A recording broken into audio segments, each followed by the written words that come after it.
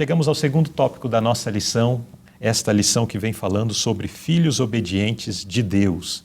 Nesse segundo tópico, nós vamos considerar o seguinte tema: sobriedade de pensamento. Vamos continuar falando sobre a questão da necessidade de termos a nossa mente sendo trabalhada pelo Espírito Santo.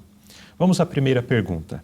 Irmã Raquel, como podemos cingir os lombos do entendimento, e o que significa lombos do entendimento, né? De uma forma prática. Então, como podemos cingir os lombos do entendimento de uma forma prática? Então, primeiro vamos entender o que é cingir os lombos do entendimento. No Antigo Oriente Médio, os homens usavam túnicas, né, aquelas roupas, aqueles tecidos grandes. E a gente vê isso muito em filme bíblico, né, antigo e tal, uma representação de como era a vestimenta. E para que essas pessoas pudessem, às vezes, trabalhar, viajar, dependendo do trabalho, né, o trabalho físico, ou lutar. Lutar, né, trabalhos militares, né, digamos assim. Então, aquela roupa atrapalhava a movimentação deles. O que eles faziam? Eles cingiam. Eles pegavam essa roupa e enrolavam, uns amarravam na cintura, outros colocavam no pescoço, para que eles pudessem estar prontos a agir, estar mais livres. Então, o que eles faziam é cingir os lombos, significava estar em prontidão, estar aptos, né? Então, não precisava assim, quando tocou a trombeta, partiu para a luta. Então, se não tivesse todos cingidos ali, as roupas iam atrapalhar a lutar, né? A movimentação, ia ser uma confusão. Iam se embolar todos. Sim, então, eles já estavam prontos para a luta, porque já tinham cingido. Quando fala aqui, como podemos cingir os lombos do entendimento? Aqui significa que devemos estar prontos em relação ao nosso entendimento, estar buscando, com a mente preparada, buscando conhecer diariamente o amor de Deus, o poder de Deus e a sua palavra, para que não possamos ser presas dos enganos de Satanás.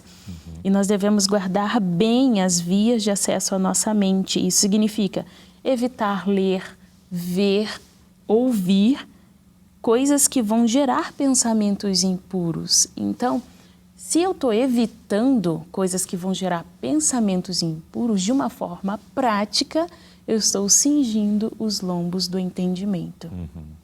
Eu não vou, digamos, assistir série. Eu vou fazer uma limpeza, fazer uma higiene, né? Fazer uma higiene de redes sociais, vou fazer uma limpeza de coisas de internet, de ouvir rádio. Eu era viciada em ouvir rádio. Eu já fui. Já. Eu amava notícia. Eu sempre gostei muito de notícia, desde os meus, acho que 13 anos, 14, que eu queria ser jornalista. Então, sempre fui apaixonada por notícia. E isso, nossa, ser jornalista para mim seria o ápice, né, da realização. Eu já gosto, imagina levar a notícia, sabe? E como eu não fiz isso, meu entendimento não me permitiu chegar a isso. Não tem nada de errado fazer jornalismo, né? Mas o meu entendimento não me permitiria trabalhar no que eu realmente queria com essa profissão. Então, eu entendi que eu poderia me realizar ouvindo notícias. Então, eu ouvia, desde a hora que eu acordava, o tempo todo eu ouvia notícia. No final da tarde, que as notícias se repetem, né? Eu sabia de cor, eu sabia tudo. E de cor, já sabia tudo que ia falar.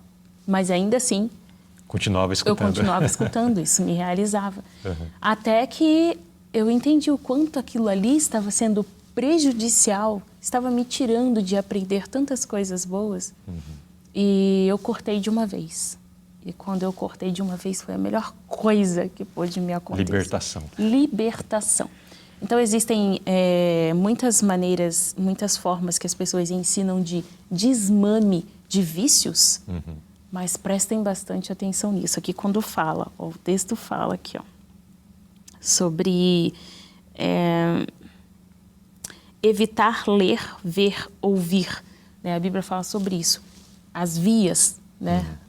Então, evitar ler, ver, ouvir, tudo aquilo que for mal é para cortar. Não é um processo lento. Não é um processo de desmame. Escutava o dia todo, agora eu vou escutar metade do dia. Agora eu vou escutar 1 hora por dia. Você vai se conformar. Ah, mas para quem ouvia o dia todo, 1 hora, não é nada, eu tenho o resto do dia. Então, corta. Então, se tem alguma coisa aí que está tirando o seu entendimento, está te atrapalhando aí. Poderia dizer que poluindo a mente, né? Poluindo a mente, exatamente. Então, corta, cinge os lombos e esteja pronto e apto para receber as instruções do Espírito Santo, que são diárias. Porque quando a gente está assim, não está pronto, não está apto, o Espírito Santo tenta nos falar, mas a gente não ouve, a gente não entende, não ouve a voz dele. Tem 2 aspectos que eu quero mencionar relacionado a isso que a irmã Raquel está trazendo. O primeiro deles, a partir de um dito popular que diz que o coração não deseja aquilo que os olhos não viram. Então, é a partir dessa alimentação da mente, seja pelos olhos, seja pelo ouvido, que chega então dentro da mente o desejo por algo, né? Então, o pecado, se ouço acerca do pecado, se vejo o pecado, se eu começo a me familiarizar através do que assisto, através do que me falam, daquilo que eu permito chegar até a minha mente, num primeiro momento, de repente, o pecado pode parecer até algo assim, nossa, que coisa mais estranha, tira isso daqui. Mas vê 2 vezes, 3 vezes. Vai ficando normal. Vai ficando normal, vai ficando comum. E aquilo começa, nossa, eu queria fazer isso também. Nossa, olha que legal, aquilo também desejo. A mente, os pensamentos, aquilo que primeiramente é visto e foi considerado repulsivo, depois começa a ser nutrido pela mente e desejado, transformando-se primeiro em pensamentos impuros e posteriormente conduz à ação. A queda de uma pessoa na questão espiritual nunca acontece da noite para o dia. A pessoa estava em paz com Deus, era uma pessoa que tinha uma vida de retidão, uma vida de santificação. No outro dia está no pó, caiu, atolado no pecado. Existe um processo e esse processo passa por dar acesso à mente através do ler, do ver, do ouvir, a pensamentos, a sugestões impuras que geraram sentimentos e pensamentos impuros que levaram a essa queda. Existe um processo e é por isso que então a lição aqui nos chama a atenção para esse aspecto de cuidado com que a nossa mente está sendo alimentada, cuidado com que nós estamos nos demorando em olhar, em escutar. Às vezes parece coisas banais, simples, é uma piada. Um docinho depois do almoço, uma coisinha assim. Você estava falando e eu estava me lembrando aqui. São muitas coisas. A gente crê, prega, o quanto é prejudicial misturarmos coisa doce com coisa salgada. Mas aí você vai numa festa e aí te oferecem lá, né? Não te oferecem, não, é servido, vem à tua mesa, depois que você almoçou e tal, vem os doces. E aí você olha assim, mas não tem ninguém aqui que conhece da minha fé que vá estar me julgando por conta disso? Então você come. E, nossa, que delícia. E aí na sua casa, um outro dia, ou você vai a um restaurante, um lugar que está à disposição, e aí, demais. Foi tão gostoso outra vez. E aí, daqui a pouco você está fazendo isso em casa, diariamente, sem nem perceber. E é sem nem perceber mesmo. E aí tem um finalzinho da nota que diz assim, devemos vigiar fielmente o coração, ou os males externos despertarão os males internos, e a alma vagará na escuridão. Cingindo os lombos do vosso entendimento, escreveu Pedro, sede sóbrios. Então, a sobriedade vem da clareza do entendimento. E o cingir os lombos vem estar pronto.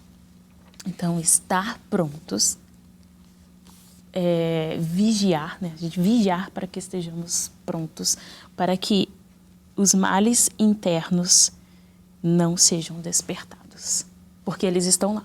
Sim. E só precisa de uma oportunidade para ser desperto. É como nós vimos no tópico anterior, né? Naturalmente a nossa natureza é má. Natureza é má, é para as coisas ruins. Então, se nós abrimos espaço para que isso se desenvolva, vai se desenvolver. Mas nós somos convidados a ir na contramão dessa situação, alimentando as nossas mentes, os nossos corações com aquilo que é bom, como disse o apóstolo Paulo, né? Aquilo que é bom, aquilo que é de boa fama, aquilo que enobrece. Disso, então, nós precisamos assimilar através do ver, através do ouvir, através do conversar, né? Então, nossa mente é alimentada por isso. Automaticamente, pensamentos nobres e bons também se desenvolverão a partir disso. Portanto, um cuidado, um ponto assim, aqui é um dos pontos altos dessa lição. Vamos cuidar da nossa mente com muito carinho. É a coisa mais preciosa que temos. Mais do que o celular novo que você comprou, mais do que a casa que você tem, mais do que o carro que de repente você tem, muito mais do que qualquer coisa. Cuide da sua mente. Vamos à pergunta B. Por que é de grande importância controlar os pensamentos de nosso coração? Aqui o texto fala assim, ó, em Provérbios 23, texto muito conhecido, né? Uhum. Porque como imaginou o seu coração, assim é. Então, controlar os pensamentos do nosso coração é importante, porque aquilo que a gente pensa, como nós somos más, então aquilo que a gente pensa, a história que a gente cria, nós temos um potencial tão grande, Luzilei, que olha, eu adoro contar experiências próprias, eu amo contar coisas minhas. Teve uma vez que era de madrugada e tinha acontecido da minha mãe precisar fazer uma cirurgia no coração e era uma cirurgia, né, apesar de ser no coração, mas não era uma cirurgia de abrir o peito, não, era uma cirurgia que eles fazem através de uma câmerazinha, um conduto pela veia e tal, e chega até o coração. E aí eles precisavam queimar um acesso, né, uma veia que estava dando um acesso para o sangue passar para um lugar errado. E aí ela tinha batimentos cardíacos muito acelerados e ela passava muito mal por conta disso. E aí quando ela precisou fazer essa cirurgia, eu acordei de madrugada e comecei a pensar. E a nossa mente, ela tem um potencial gigantesco de pensar as coisas mais para o mal do que as coisas para o bem, obviamente. E eu comecei a pensar se minha mãe naquela cirurgia... Não, mas eu não comecei a pensar se a minha mãe. Eu comecei a viver uma experiência que não aconteceu, que não iria acontecer e que eu estava imaginando. Pela sua mente você já antecipou eu criei uma história. Uhum. Eu criei uma história, a minha mãe no centro cirúrgico, a minha mãe passando mal, a minha mãe tendo parada cardíaca, a minha mãe falecendo e não sei o quê. E quando eu me dei por conta, eu estava chorando. Uhum. E aí o que é isso? Uhum. Eu criei uma história e eu vivi essa história e eu estava com todos aqueles sentimentos. Uhum. Então, o potencial da nossa mente. Então, se nós temos esse potencial de criar, imagina quando a gente recebe algo pronto. Então, aqui fala assim, ó, como imaginou o seu coração, assim ele é. Então, a importância de controlar os nossos pensamentos é porque o nosso cérebro tem um potencial muito grande para o mal, especialmente. Então, controlar esses pensamentos. A Moete fala que 95% dos nossos problemas são criados na nossa mente. E hoje já tem pesquisas atuais que comprovam o que ela escreveu. Uhum. Tem um texto inspirado que fala que se nós quiséssemos que 90% dos nossos problemas fossem eliminados em 5 minutos, nós seríamos capazes de fazer isso, controlando a nossa mente. É o que eu esqueci de trazer, mas tem um texto muito legal sobre isso. E então a gente tem que ter esse raio-x, tem que ter esse filtro para esse acesso. E Provérbios fala que o pensamento do tolo é pecado. E o texto que fala aqui assim, ó, se os pensamentos, texto inspirado, se os pensamentos forem maus, maus serão os seus sentimentos. É o que eu senti. Então, é legal, tava chorando de tristeza por algo que... Olha isso. Por uma imaginação. Por uma imaginação. Uhum. E os pensamentos e sentimentos combinados formam o caráter moral. Eu criei uma história, mas imagina pensamentos de prostituição, pensamentos de suicídio, pensamentos de engano, de mentira, e sei lá, tantos outros criam um caráter impuro, um caráter mau. E tem um outro texto, a continuação fala, se cedermos às nossas impressões e permitirmos que nossos pensamentos tornem um rumo de suspeita, dúvida e ressentimento, seremos infelizes e nossa vida se tornará um fracasso. Ninguém quer ser infeliz e um fracassado. Mas tudo isso... Pela mente. Pela mente. Pela mente. Então aqui, o segredo do sucesso, poderíamos dizer aqui, porque o inverso do fracasso é o sucesso. O segredo do sucesso e da felicidade estarem no controle da mente. Agora, é claro que esse controle da mente não é algo, voltando não é ao contexto algo geral, natural. não é natural e não que... é natural, porque nós somos continuamente maus. Isso é obra do Espírito Santo na nossa vida. Tá, mas como o Espírito Santo vai fazer essa obra na minha vida? Aceitando. Permitindo. Quando vem um pensamento mau, porque naturalmente somos maus, né? Aqui para a gente exemplificar bem passo a passo. Vem um pensamento mau. Se nós temos nos alimentado da palavra de Deus, se nós temos nos alimentado do que é puro, do que é honesto, ao vir um pensamento ou uma sugestão má, teremos o discernimento. Vai apitar. Isso né? está errado. O sinalzinho lá vai detectar. Isso está diferente. Então, a submissão ao Espírito Santo opa, está errado? Show pensamento, Vamos vai pensar. Cantar, vai orar. E é um esforço, Luzirlei. Sabe por que a gente... porque tanto que a Bíblia fala isso, e por que a lição está trazendo isso? Porque é um esforço humano. Obviamente que nós não temos mérito nenhum em qualquer esforço, mas é um esforço porque é antinatural um pensamento positivo. Sim. É antinatural. Então é um esforço eu permitir a atuação do Espírito Santo ali, e por isso que muitos de nós vivemos uma vida fracassada e infeliz, porque a gente quer ficar no que é mais cômodo. E não queremos nos esforçar para isso. Desvirtuar o pensamento. Porque a Bíblia fala, pensai nas coisas do alto. Não é natural, é um esforço pensar nas coisas do alto. A nossa natureza é pensar o que vai acontecer amanhã, o que vai acontecer, se isso, se aquilo. Tentar controlar as coisas ao nosso redor para que não aconteça o pior. Olha só que falta de sabedoria, né? Conhecimento a gente tem, a falta de sabedoria. Nós não controlamos nada. Agora, a única coisa que a gente pode permitir é que o Espírito Santo controle os nossos pensamentos, mas exige esforço e permissão. Permito e se esforçar para isso.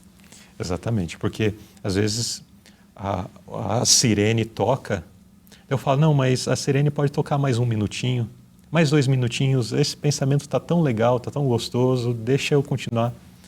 E aí a sirene vai ficando menos audível, né?